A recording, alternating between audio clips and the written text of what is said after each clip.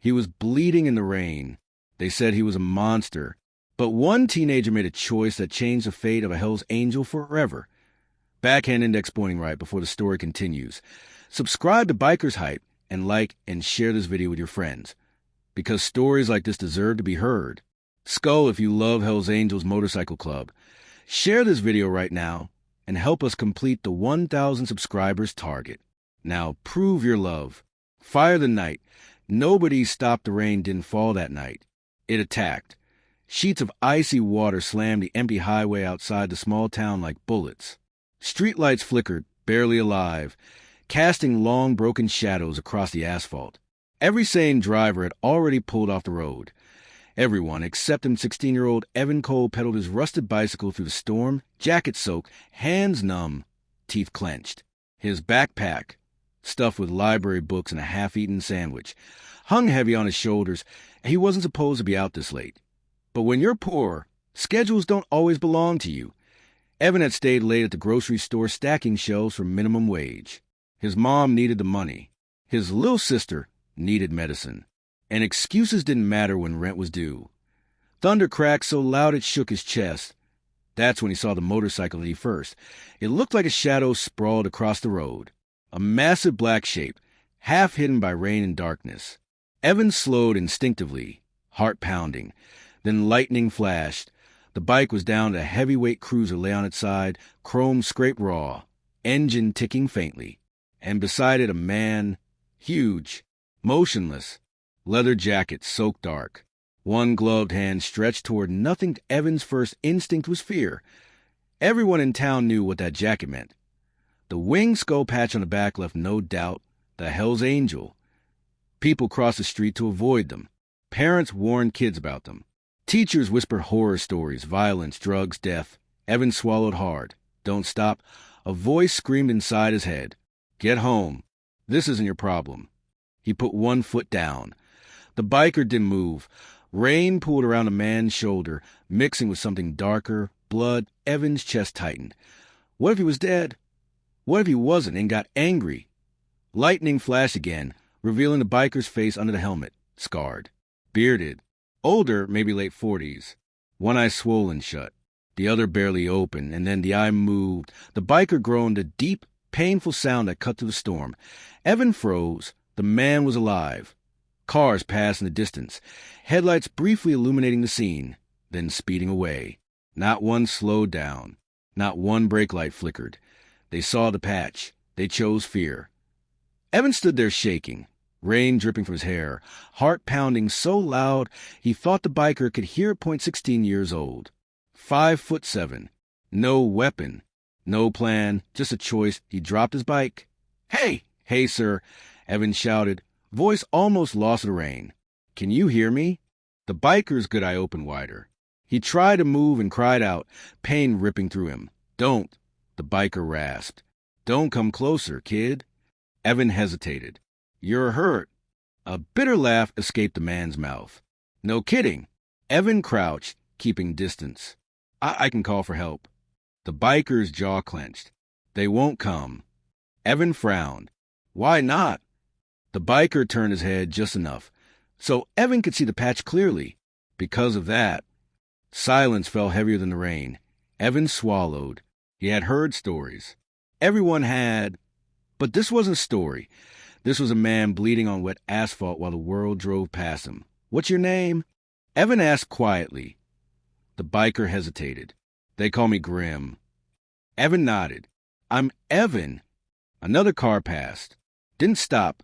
Grim laughed again, weaker this time. See? Doesn't matter how bad it hurts. People see the patch, and they keep moving. Evan stood up, pacing. His hands shook, not from cold, but from fear of doing the wrong thing. If he helped, what if his mom found out? What if Grim's club came after him? What if Grim died anyway? Thunder rolled. Evan looked down at Grim's bleeding leg, bent at an unnatural angle. You can't stay here, Evan said. Grim exhaled slowly. Kid, I ain't asking you to be a hero. Evan ran a hand through his wet hair. I know. Another flash of lightning lit the road like daylight. I end that instant. Evan remembered his father, a man who once collapsed at work. A man no one helped because Someone else will. A man who never made a home. Evan clenched his fists. I'm not leaving you, he said. Grim stared at him. Really stared. As if trying to understand why. Kid, Grim warned softly, helping me is going to change your life. Evan nodded. I know. He pulled out his phone with shaking fingers and signaled that, of course. The storm knocked it out. Evan looked up the road. A small gas station sat about half a mile away, closed, but with an emergency phone mounted outside. He looked back at Grim. I'll be right back. Evan said. Grim grabbed his wrist. Strong, even injured. Don't lie to me. Evan met his eye. I promise. For the first time, something unfamiliar crossed Grim's face. Hope. Evan took off running into the rain. Behind him, Grim lay on the cold road, staring at the sky, wondering why. After decades of violence and darkness, the one person who stopped was just a kid. Backhand index pointing right, subscribe to Bikershype, thumbs up like, and share this video with your friend Skull if you love Hell's Angels. Help us reach 1,000 subscribers. Now prove your love. The promise in the storm, Evan ran. Rain tore his face, soaked his clothes, burned his lungs. His sneakers slapped against wet pavement as thunder cracked behind him like a warning shot. Every step away from the fallen biker felt wrong, but every step forward felt heavier with responsibility. He didn't slow down. The gas station lights flickered ahead, a lonely beacon in the storm. Closed signs hung in every window, but the emergency phone box stood near the pumps like a forgotten relic. Evan slammed his palm against the plastic cover and ripped it open. Come on, he whispered. The line rang. Once. Twice. Emergency services, a tired voice answered. My name is Evan Cole. Evan blurted out. There's been an accident, motorcycle crash, on Route 9 near mile marker 41. He's badly hurt. A pause. Keyboard clicks. Is the rider conscious? Yes. Barely. He's bleeding and his leg is broken. Another pause. Longer. What kind of motorcycle? Evan hesitated if he lied. Help would come faster if he told the truth. It's a cruiser. Big one. Any identifying marks? The operator asked. Evan swallowed.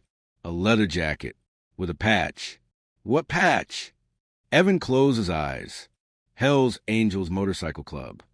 Silence, then, Sir, are you sure? Yes. A sigh crackled through the line. Units are limited due to the storm. Evan's heart sank, but he could die. We'll dispatch when available, the operator said carefully. When Evan snapped. When he bleeds out? Sir, please, Evan said, voice breaking. He's a human being. Another long pause. We'll send an ambulance, the operator said at last. ETA unknown. The line went dead. Evan stared at the phone for half a second, then sprinted back into the rain. Grim drifted in and out of consciousness. Pain came in waves. Sharp, blinding. Every breath felt like fire. Rain ran into his eyes, but he didn't blink it away. He had lived through gunfights, knife fights, prison riots. This was worse, because this time he was alone. Headlights flashed again. Another car passed, didn't stop. Grim laughed weakly. Figures. Then he heard footsteps. Fast. Desperate. Grim forced his eye open. Evan skidded to a stop beside him, chest heaving, soaked to the bone. I called. Evan said, They're sending an ambulance. Grim searched the kid's face. You came back. I promise. Grim let out a breath he didn't realize he was holding. Minutes passed. Or hours. Time lost meaning in the storm that Grim's breathing grew shallow. Evan tore off his jacket and pressed it against the bleeding leg, hands slick with blood.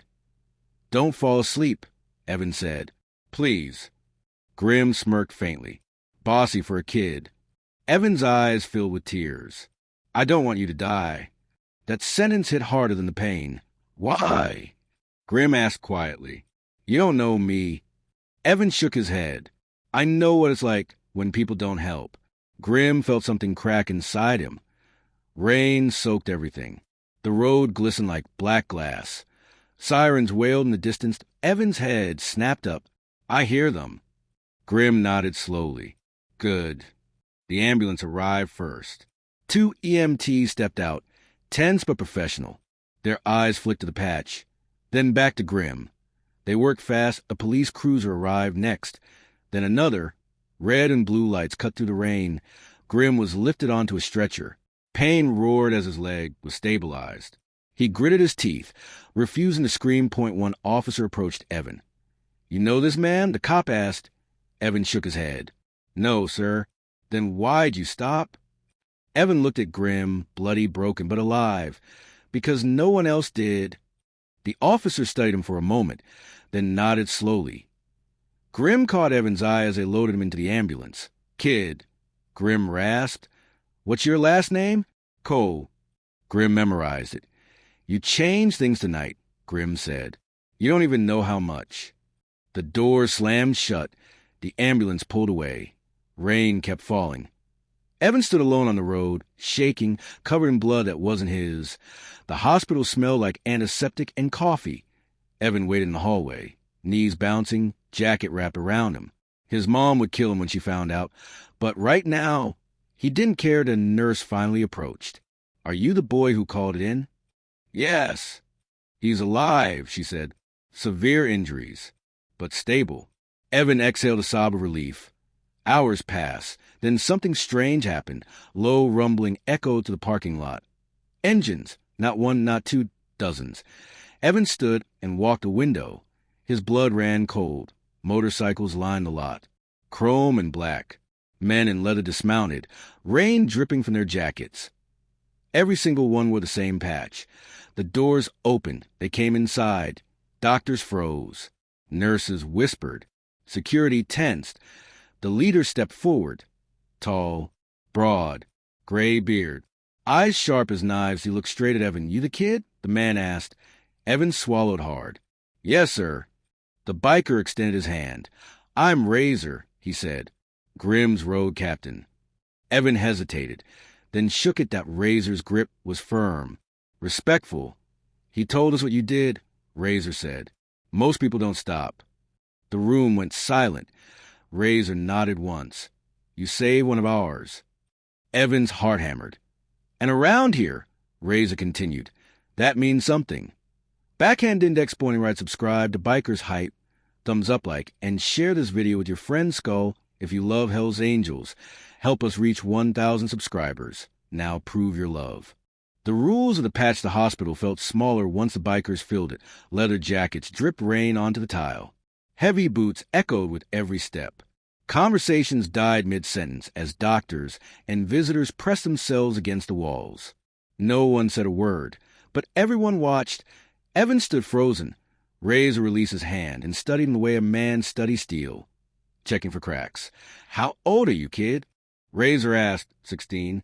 A few bikers exchanged glances. "You got guts," Razor said. "Or you're crazy." Evan didn't answer. His throat was dry. Razor gestured toward the hallway. "Mind if we talk?" Evan nodded. They stepped aside, just out of earshot, though Evan knew every word would still be heard. Razor leaned against the wall, crossing his arms. "You knew Grim was when you stopped?" Razor said. "Yes." "And you stopped anyway?" "Yes." Razor's eyes narrowed, not threatening, but searching. "Why?" Evan took a breath. Because he was hurt, and because nobody else did anything. Razor nodded slowly. Most people see the patch and forget the man. Evan didn't know what to say. Razor looked past him toward the ICU doors. "Grim's alive because of you. Doctors say he'll walk again, eventually." Relief washed over Evan like warmth after cold rain. "That's good." "It is," Razor agreed, "but listen carefully." Evan straightened. "There are rules," Razor said. "You don't save one of ours without consequences." Evan's heart jumped. I didn't want anything." Razor raised a hand. "I know. That's why this matters." He lowered his voice. "There are people out there who hate us. If they find out a kid helped a patch man, they might come looking." Evan's stomach tightened. He thought of his mom, his sister, their tiny apartment. "I didn't tell anyone," Evan said. "Good," Razor replied. "And you won't." Evan nodded quickly. Razor studied him again. Then something unexpected happened. He smiled. Barely, but was there. You didn't act for money, Razor said. Or fear. Or respect. He leaned closer. You acted because it was right. Razor straightened and gestured to the men behind him. Wait here. The bikers shifted. One peeled off and disappeared down the hall. Another handed Razor a folded piece of paper. Razor handed it to Evan. Inside was a phone number. Handwritten. If you ever need help, Razor said, you call that number. Evan stared at it. I can't. You can. Razor interrupted gently. And you will if things ever get bad.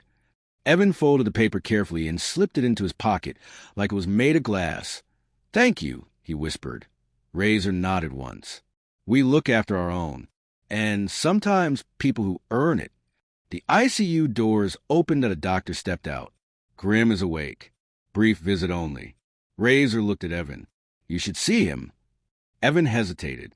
Is that okay? Razor clapped a hand on his shoulder. Heavy, steady. He asked for you. Grim looked smaller in the hospital bed. Tubes ran from his arms. His leg was suspended in a metal brace. His face was pale, but his eye was sharp. When he saw Evan, he smiled. You look like hell, kid, Grim rasped. Evan laughed shakily. You should see yourself. Grim's smile faded into something serious. You came back. I promised. Evan said again. Grim nodded slowly. Razor tell you the rules? Yes. Grim exhaled. Good.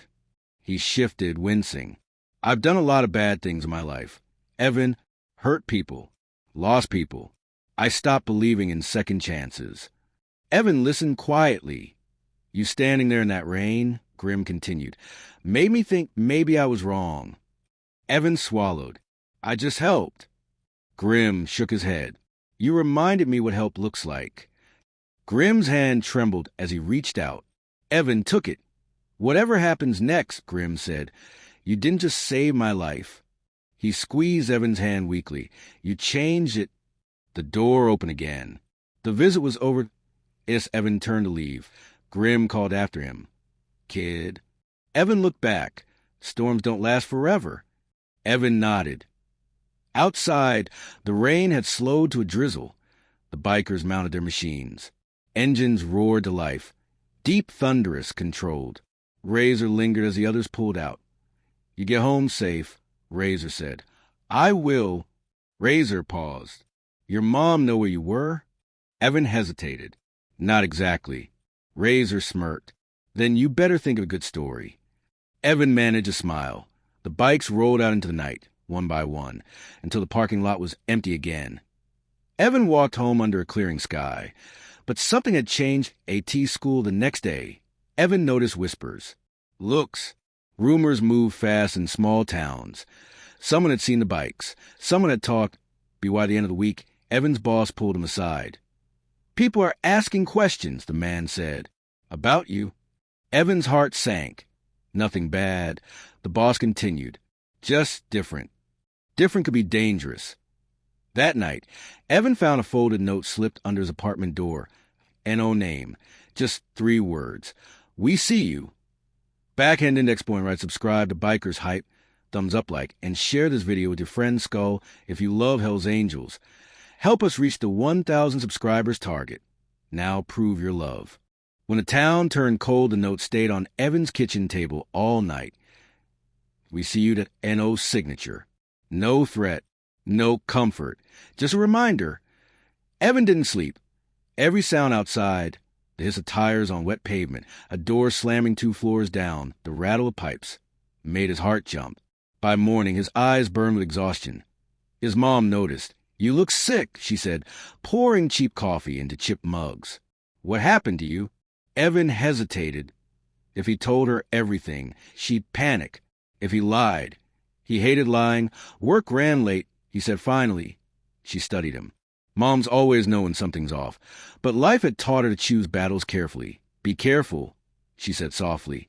This town doesn't forgive mistakes. That sentence followed Evan out the door to AT school. The whispers were louder. He felt them before he heard them. The way conversation stopped when he walked past. The way eyes followed him down the hall. A few kids stared with open curiosity. Others with fear. One kid muttered, "That's him." Another laughed nervously. "No way."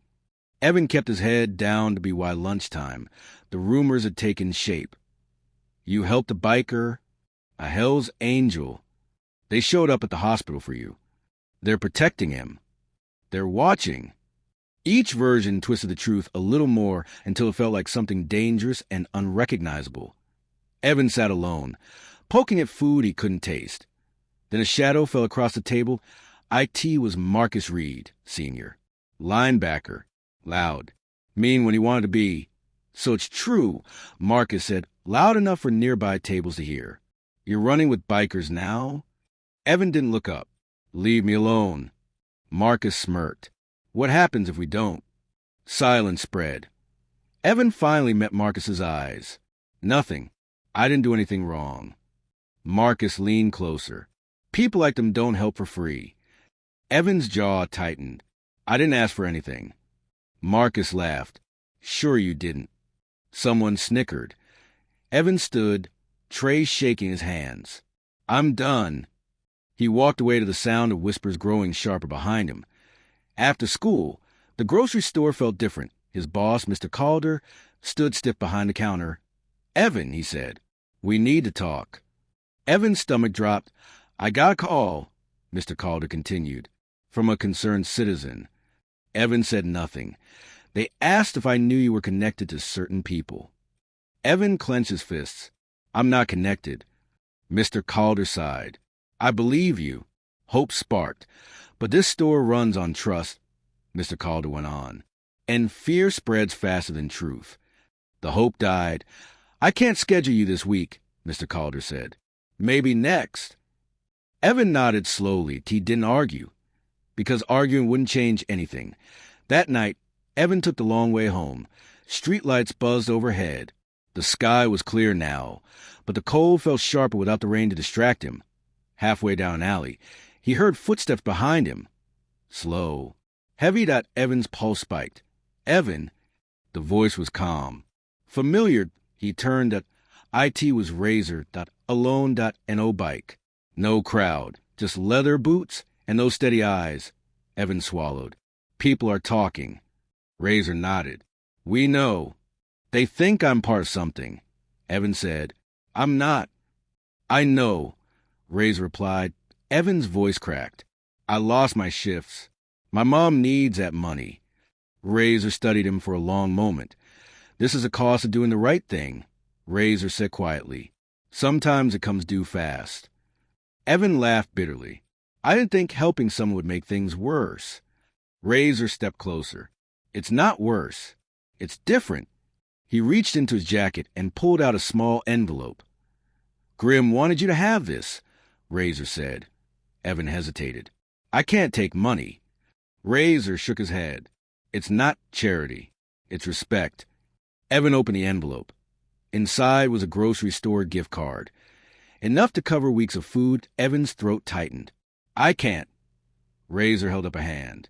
"You didn't save Grim for a reward. We're not paying a debt." He leaned in. "We're making sure your family eats." Evan's eyes burned. "Thank you." Razor nodded. "There's something else." Evan tensed. "People are testing you," Razor said, "seeing if fear will break you." Evan thought of Marcus. The whispers. The lost job. It's working. Evan admitted. Razor's expression hardened, not with anger but resolve. "Then listen carefully," he said. "We don't want you wearing a patch. We don't want you claiming us." Relief flickered. "But if anyone touches you," Razor continued, "they'll answer to us." Evan's heart pounded. "That will just make it worse." Razor shook his head. "No, it makes it clear." He stepped back. "Grim gets out of surgery next week. He wants to see you again." Evan nodded slowly. Razor turned to leave, then paused. "One more thing," he said. "Yes?" "Courage isn't loud," Razor said. "It's quiet, and it lasts." Then he was gone. That weekend, something shifted. The whispers faded. Marcus avoided him. A teacher pulled Evan aside, not to warn him, but to ask if he was okay. Fear had reached its limit. Respect was starting to grow. Evan sat on his apartment steps that night, watching the sunset bleed orange into blue. He didn't feel like a hero, he felt tired. But for the first time since the storm, he didn't feel alone. And somewhere across town, a biker with a broken leg smiled, knowing the kid who stopped in the rain was still standing. Backhand index pointing right, subscribe to Bikershype, thumbs up like, and share this video with your friend Skull if you love Hell's Angels. Help us complete the 1,000 subscribers target. Now prove your love. The moment that defines you, the day Grim came home. The town pretended nothing was happening. That was how small towns worked. When something made people uncomfortable, too big, too loud, too real, they wrapped in silence and hoped it would disappear. IT didn't. Evan found out from a folded note taped to the apartment door. Garage on Miller Road. 6 p.m. R&O threats. No explanations, just an invitation. Evan stared at the note for a long time. His mom was still at work. His sister was asleep, medicine bottle empty on the nightstand. One more reminder bills that didn't wait for courage or kindness. Evan took a breath. He grabbed his jacket and stepped outside. The garage sat at the edge of town, half forgotten, its paint peeling and roof rusted. When Evan pushed the door open, the smell of oil and metal hit him first. Then the sound. Engines idling. Low. Control .5 bikes inside. Not dozens. Not a show of force. Just enough. Grim sat on a folding chair near the back, leg braced, crutches leaning against the wall. He looked thinner, worn, but alive. When he saw Evan, he smiled. "You made it." Evan nodded. "You look better." Grim snorted. "Don't lie." They shared a quiet laugh. Razor stood nearby, arms crossed. A couple of other bikers leaned against their rides, watching, but not crowding. Grim gestured to an empty chair. "Sit." Evan Saturday for a moment. No one spoke. Then Grim cleared his throat. "I owe you," he said. Evan shook his head. "You don't." "Grim's good," I locked onto him. "I do." He paused. "But this ain't about paying debts." Razor stepped forward. "Something happened last night." Evan's stomach tightened. "What kind of something?" "A test," Razor said. Evan frowned. "Of who?" Razor didn't answer right away. Grim did. "Of you?" Silence filled the garage. Evan's pulse quickened. "I didn't agree to anything." "And you didn't have to," Grim said. "But when you help someone like me, the world watches." Evan leaned forward. "I just help a man who was hurt." Grim nodded slowly. "That's the problem." Grim reached into his jacket and pulled out a folded newspaper. He slid across the table. Local teen linked 2 outlaw bikers. Evan's face burned. "They're turning you into a symbol," Grim said. "For fear. Or for courage," Razor added. "Someone followed your mom yesterday." Evan stood abruptly. "What?" "Didn't approach her," Razor said quickly. "Just watched." We made sure they backed off. Evan's hands trembled. "Who?" Grim's jaw tightened. "People who don't like what we represent. And people who don't like when kids choose their own path." Evan felt sick. "I never wanted this." Grim's voice softened. "None of us ever do." Grim shifted painfully and leaned closer. "You got 3 choices," he said. Evan swallowed. "Okay." "1," Grim said, holding up a finger. "You disappear. Move. Start over. We help quietly." Evan thought of his mom, his sister, their tiny world. "No," he said. "That's not an option." Grim nodded. "Figured." 2, Grim continued. "You let fear shape you. Keep your head down. Let rumors decide who you are." Evan clenched his jaw. "I already tried that." Grim's mouth curved slightly. "Leaves option 3. Evan's heart hammered. "Which is?" "You stand where you stood in the rain," Grim said. "Not loud. Not patched. Just honest." Razor added, "Tomorrow night, town council meeting." Evan blinked. "What?" "They're discussing curfews," Razor said. "And outside influence." Evan understood immediately. "They're talking about you," Grim said. "About us. About fear." Evan laughed nervously. "I'm 16. What am I supposed to do? Give a speech?" Grim leaned back. "You don't have to impress anyone." Razor finished the thought. You just have to tell the truth. Evan's mouth went dry. Public speaking terrified him, but worse than fear was silence. What if it makes things worse? Evan asked. Grim looked him straight in the eye. Then at least it'll be worse for the right reason. Evan closed his eyes. He remembered the rain, the blood, the choice. He opened them again. I'll go, he said. Razor nodded once. Grim smiled, not wide, not proud, grateful. The next night, the town hall filled quickly. Parents, business owners, teachers, police. Fear sat heavy in the room. Evan sat in the back, hands sweating, heart racing. When his name was called, the room murmured. He stood. His legs felt weak, but they held. I'm not a biker, Evan said, voice shaking. I'm a kid who stopped when someone was hurt. Whispers rippled. I didn't know his name. I didn't know his past. I just knew he was bleeding, and nobody else stopped. He swallowed. If helping someone makes me dangerous, Evan continued, then maybe we should ask what kind of town we are. Silence followed. Not applause, not anger. Something heavier. Reflection. Evan sat down. Razor watched from the back. Grim watched from afar. And for the first time, the town didn't look away. Outside, the night was calm. Evan stepped into the cool air, chest tight, unsure if he'd made things better, or worse, a hand clapped his shoulder. Grim did on crutches. Smiling. You stood, Grim said. Evan nodded. I was scared. Grim chuckled. Good. Means it mattered. Engines rumbled softly in the distance. Not threatening. Not loud. Just present. Evan looked at Grim. What happens now? Grim looked up at the stars. Now you live with your choice. He met Evan's eyes. And kid, that's how legends start. Backhand index pointing right, subscribe to Bikershype, thumbs up like, and share this video with your friend Skull if you love Hell's Angels. Help us complete the 1,000 subscribers target. Now prove your love. The consequences nobody warned him about the morning after the town council meeting. Evan woke up to silence and whispers outside the apartment. No engines in the distance. No note under the door, just quiet. IT should have felt like relief. Instead, it felt like the deep breath before something breaks at AT school. People didn't avoid him anymore. They watched him. Teachers nodded with unfamiliar respect. A few kids smiled awkwardly, like they weren't sure what side of history they were supposed to stand on yet. Marcus Reedon smiled. He leaned against his locker, arms crossed, jaw tight. When Evan passed, Marcus muttered just loud enough to hear. You think you're brave now? Evan kept walking.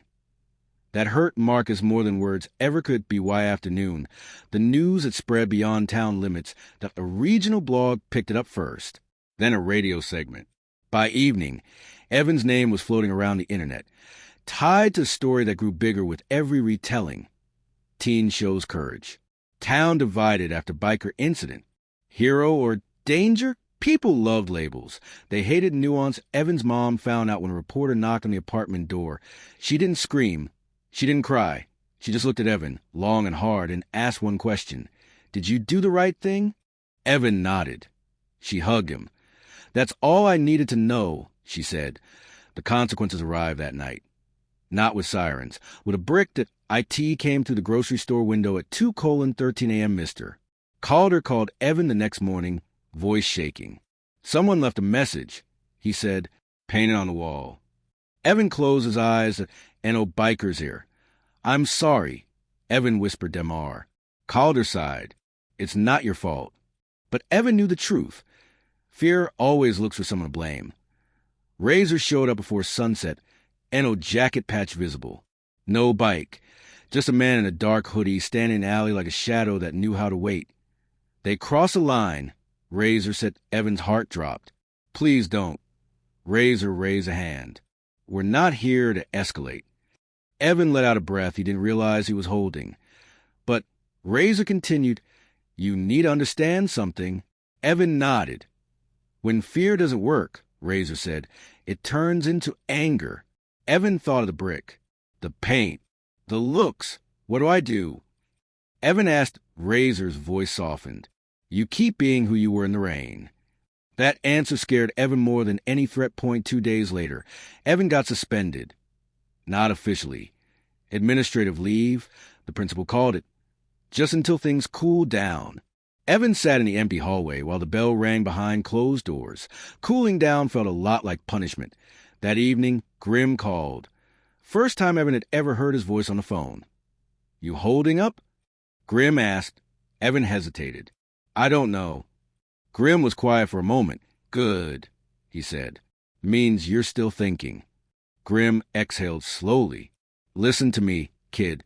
When people realize kindness can't be controlled, they panic. What if I ruin my family's life?" Evan asked. Grim's voice dropped. "You didn't create this storm."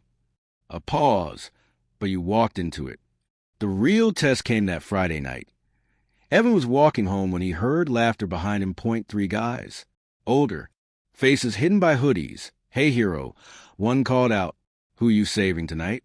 Evan's pulse roared in his ears. They stepped closer. Not rushing. Testing. Evan remembered Razor's words. Quiet courage. "I don't want trouble." Evan said point one of them shove him. Hard. Evan stumbled but didn't fall. "You think they'll come if we touch you?" Another sneered. Evan straightened. "No," he said calmly, "but I'll still stand." The laughter died. Something in Evan's voice, steady, unafraid, made them hesitate. Headlights turned the corner. The men backed away. Not because of bikes, because Evan didn't break. That night, Evan sat on his bed, hands shaking, not from fear, but from adrenaline. He realized something terrifying and powerful. The story wasn't about bikers anymore. IT was about him. About whether courage could survive when applause faded and consequences stayed. His phone buzzed, a message from an unknown number. "Proud of you. Storm's not over, but you're still standing." Evan lay back and stared at the ceiling. He finally understood. Helping someone in the rain was easy. Living with that choice, that was the hard part. It was only getting started. Backhand index pointing right, subscribe to Bikershype, thumbs up like, and share this video with your friend Skull if you love Hell's Angels. Help us complete the 1,000 subscribers target. Now prove your love. The night fear showed ITS teeth. The warning signs were everywhere. Evan felt in the way the air went still before sunset, in the way neighbors closed their doors a little faster, in the way the town seemed to hold its breath like it was waiting for something ugly to happen at be wide dusk. Social media was buzzing. Not openly, not directly, but enough that towns had enough. Someone needs to send a message. Kids don't get to play hero. Evan shut his phone off. Fear feeds on attention. His mom noticed his silence at dinner. "You're not going out tonight," she said, not asking. "I just need some air," Evan replied. She looked at him the way mothers do when they know they can't protect their children from becoming who they're meant to be. "Be careful," she said. Evan nodded. The old river bridge sat just outside town, rusted railings, broken lights, graffiti layered over decades of anger and boredom. It had always been a meeting place for kids who didn't belong anywhere else. Tonight, it felt wrong. Evan walked slowly, hands in his pockets, every step echoing too loud. The moon hid behind clouds, leaving the bridge half swallowed by shadow. That's when the engines cut, not roaring. Coasting, the pickup truck rolled to a stop near the far end of the bridge. Another followed. Doors opened. Boots hit metal. 6 men stepped out. Not bikers, locals. Faces Evan recognized from the grocery store, from the bleachers, from town meetings. Ordinary men with fear in their eyes and anger in their fists. Well, one said, clapping slowly, "Look who showed up." Evan's heart slammed against his ribs. "You shouldn't be here," Evan said calmly. The laugh answered him. "This is our town."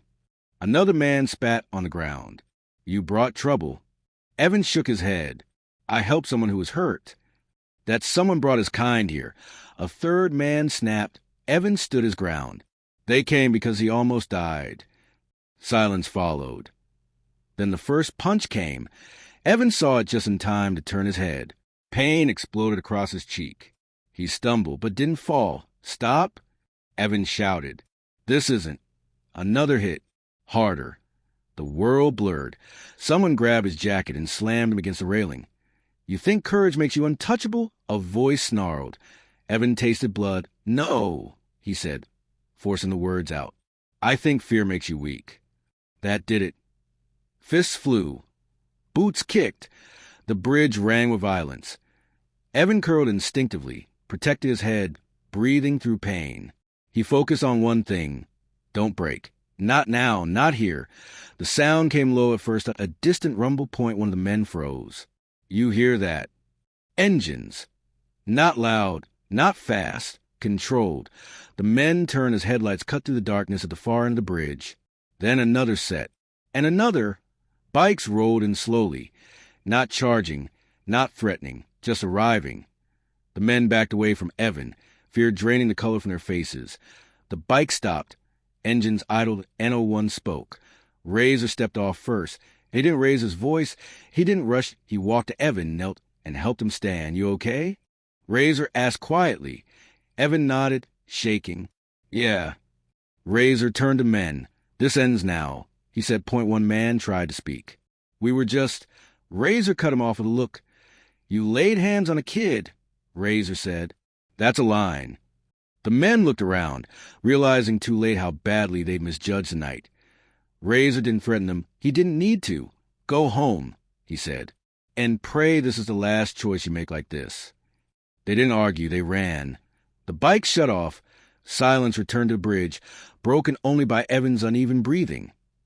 You didn't call us, Razor said. Evan shook his head. I didn't want this. Razor nodded.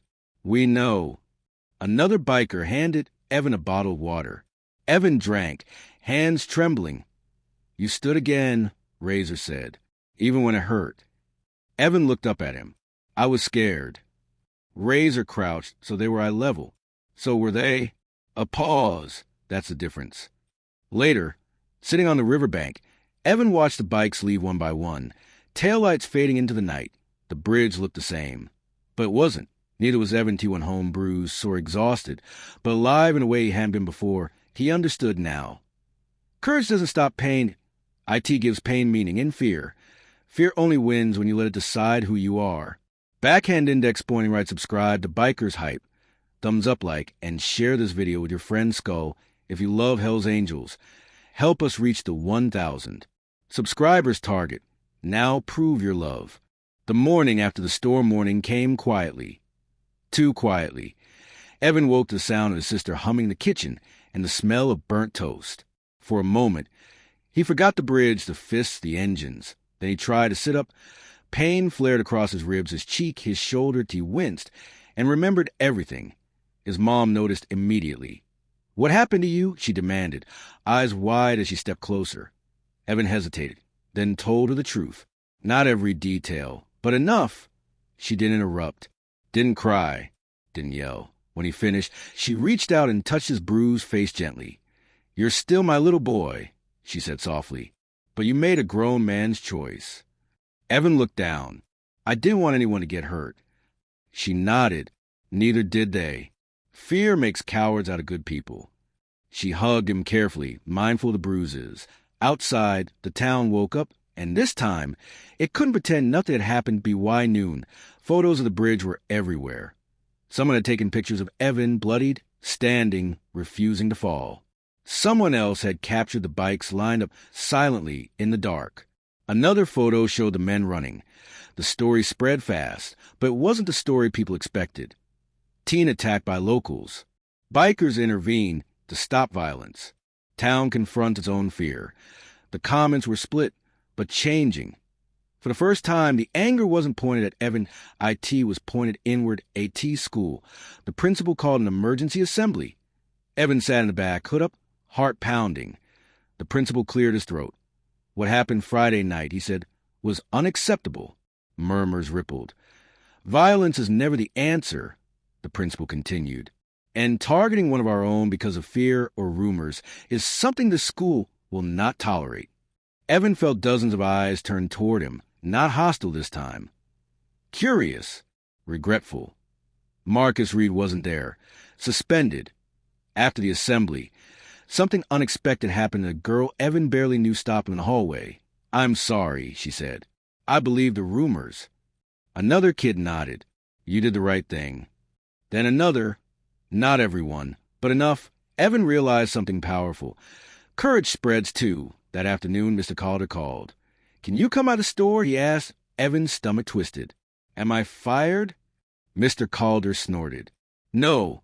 Evan arrived to find a broken window replaced. The wall repainted, a small sign hung near the register. Helping people is not a crime at MR. Calder handed Evan a schedule. I was scared, the man admitted. But I shouldn't have let fear make decisions for me. Evan nodded. I get it. Mr. Calder smiled faintly. Welcome back. That evening, Evan walked past a river bridge. Fresh flowers sat near the railing. Someone had written in chalk on the pavement, "Standing matters." Evan stared at the words for a long time. Razor called that night. Town shifting, he said. Slow, but real. Evan sighed. I never wanted to be a symbol. Razor chuckled. None of us do. Symbols just happen when people stop running. A pause. We're pulling back, Razor added. No bikes in town for a while. Evan's chest tightened. Because of me? Because of respect, Razor corrected. You didn't need us to fight your battles. Another pause. You ready for what comes next? Evan frowned. What comes next? Forgiveness, Razor said. That's harder than fear. The town hall announced a public forum to NO patches. No protests. No shouting, just talking. Evan stood at the microphone again, but this time he wasn't alone. A teacher spoke. A shop owner spoke. A paramedic spoke about the night of crash. And then a man Evan recognized on the bridge stepped forward, head down, voice shaking. I was there, the man said. I threw the first punch. Gasps filled the room. I was wrong, the man continued. I let fear turn me into someone I don't want to be. He looked at Evan. I'm sorry. Silence felt Evan's heart pounded. Then he nodded. I accept, Evan said. The room exhaled. That night, Evan sat on an apartment roof, stars sharp against the dark sky. The storm that started everything felt like a lifetime ago. He finally understood the real change. IT wasn't the bikers. It wasn't the town. It wasn't even the violence. IT was a moment fear stopped being the loudest voice, and Evan had helped make that happen. Backhand index point right, subscribe to Bikershype, thumbs up like, and share this video with your friend Skull. If you love Hell's Angels, help us complete the 1,000 subscribers target. Now prove your love. The way to forgiveness didn't arrive like peace. IT arrived like work. The week after the forum, the town felt different, but not healed. People nodded instead of stared. Conversations restarted, but cautiously. The anger had cooled, but the damage hadn't disappeared. Evan felt it most in the quiet moments, when applause faded, when apologies were spoken, when everyone looked at him for what came next. That part scared him. The first test came on Monday. The principal called Evan into the office. Not in trouble, not exactly. We've had requests, the principal said carefully, from students, parents, even the council. Evan sat straighter. For what? They want you to speak, the principal said. Assemblies, community events, about courage, responsibility. Evan's stomach tightened. I'm not a leader. The principal smiled sadly. Neither were most people who became one. Evan left the office with a flyer in his hand and a weight on his chest. Leadership meant being seen. Being seen meant being judged again. That evening, Grim called. His voice sounded stronger now. Less hospital, more road. You busy, kid? Grim asked. Evan hesitated. People want me to talk. Like I know something. Grim chuckled. You do. I just did what felt right. Evan said. That's all leadership ever is, Grim replied. Doing right when it costs. A pause. Razor and I talked, Grim added. We won't be around town. That chapter's closing. Evan felt a strange mix of relief and sadness. I understand.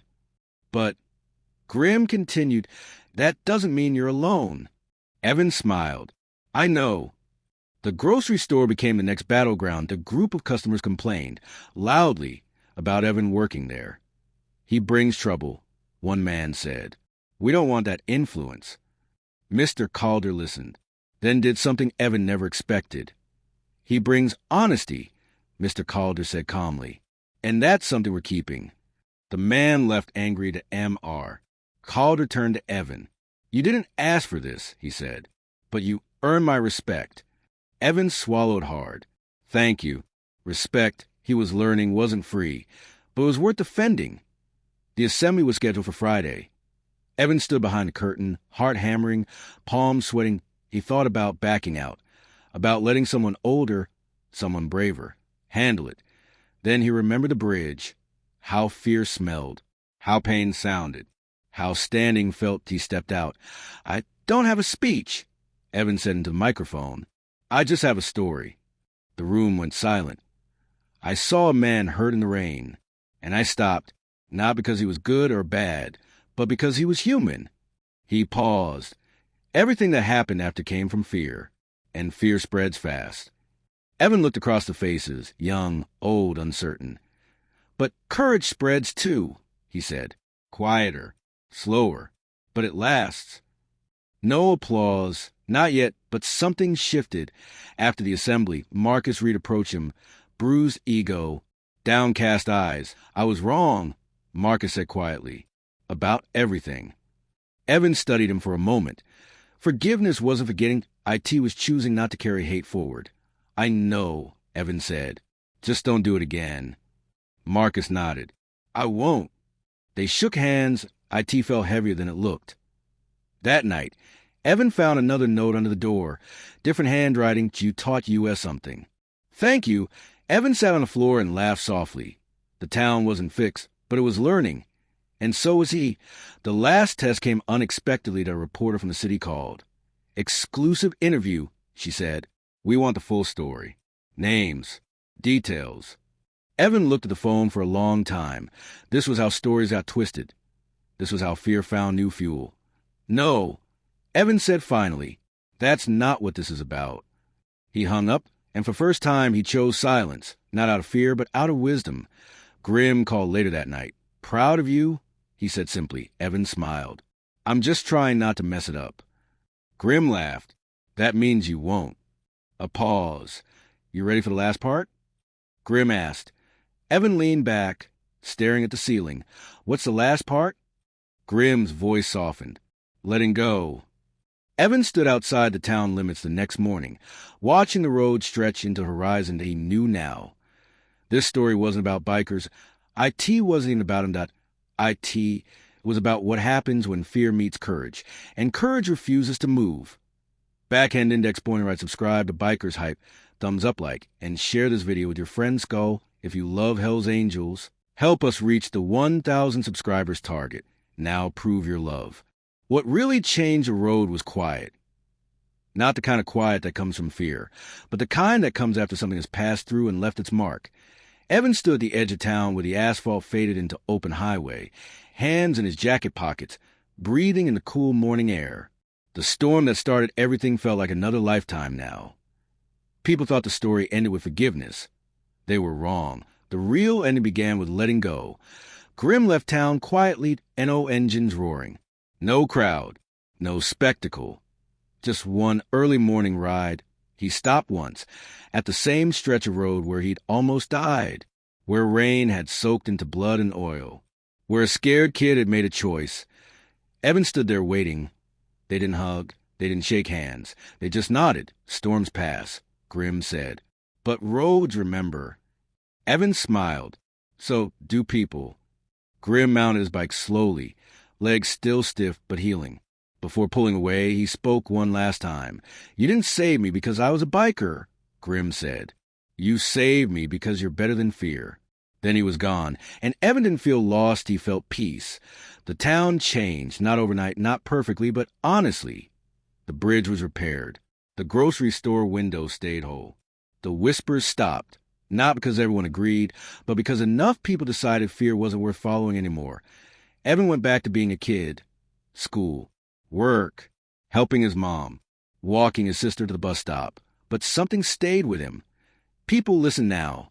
Not because he demanded it. Because he earned it. Months later, the rain came again, a different storm. A sudden one that traffic slowed. People hurried inside. And on that same stretch of road, a car skidded and stopped hard against a guardrail. This time, someone else stopped. Then another, and another. Evan watched from a distance as strangers helped the shaken driver out of the car, wrapped her in a jacket, called for help to NO patches and NO heroes. Just people choosing not to look away. Evan smiled to himself. That's when he finally understood. The story didn't change because a teen helped a biker. IT changed because fear lost control. Fire. Final message.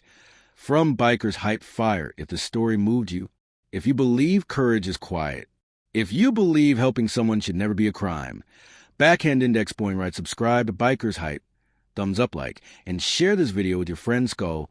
If you love Hell's Angels, share this story and help us complete the 1,000 subscribers target.